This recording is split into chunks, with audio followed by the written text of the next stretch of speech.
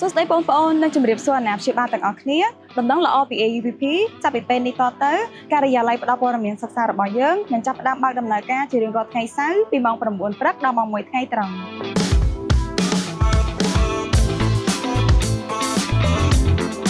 បងប្អូននិងអាណាព្យាបាលអាចអញ្ជើញមកជួបក្រុមការងាររបស់ AUPP នៅរៀងរាល់ថ្ងៃសៅរ៍ឬរៀងរាល់ថ្ងៃធ្វើការពីថ្ងៃច័ន្ទដល់ថ្ងៃសុក្រម៉ោង 8 ព្រឹកដល់ម៉ោង 5 ល្ងាច